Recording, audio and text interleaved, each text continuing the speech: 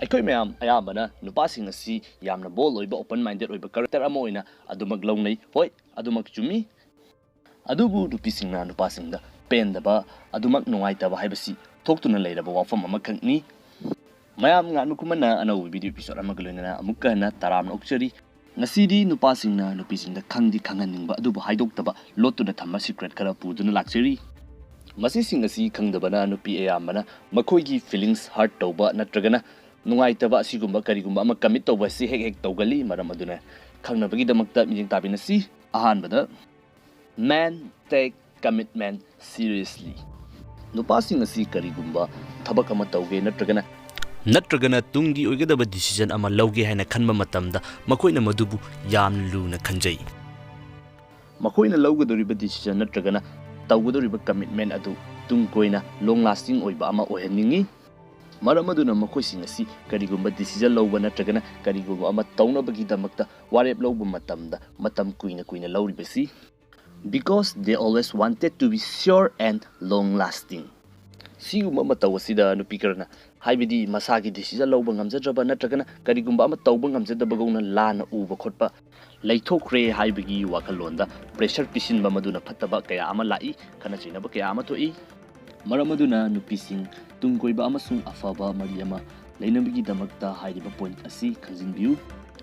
marriage ki matangda nupasing asi makhoi commitment asi kaya mu yamna luna lobage haibadu yengnabgi damakta California da taukiba survey amagi matung ina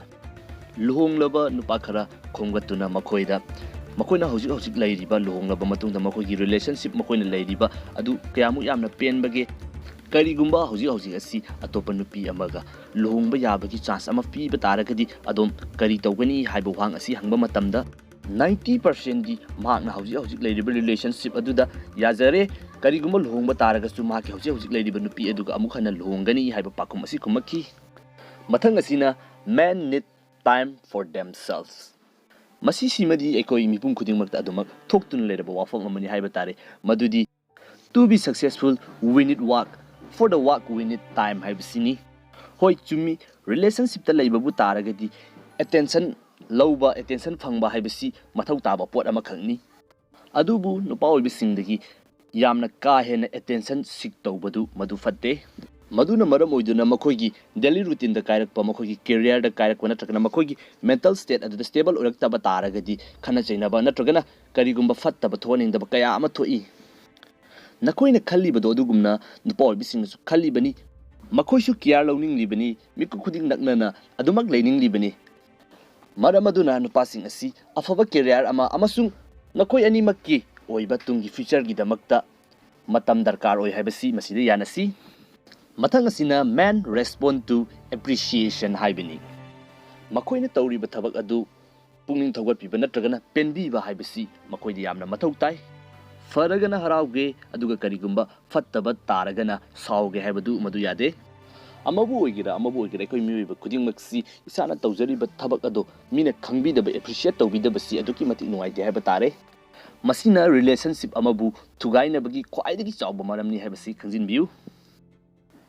psychology gi report amagi matungna nupasing asi makoina tawjariba thabak adu appreciate tawbibana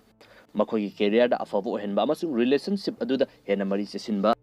adomu respect tawba amasung care loningbagi sang asi hengala I haibini ngasigi oinadi video si matang asida losinjerage karigumba adomna video si nungai natragana karigumba value ama phangba ngame haiba taragadi video si suksoi sudan like tawbiramu video si da yauriba information asi atopa miyosingdasu yaukhina bagi damakta share tawba kaubiramganu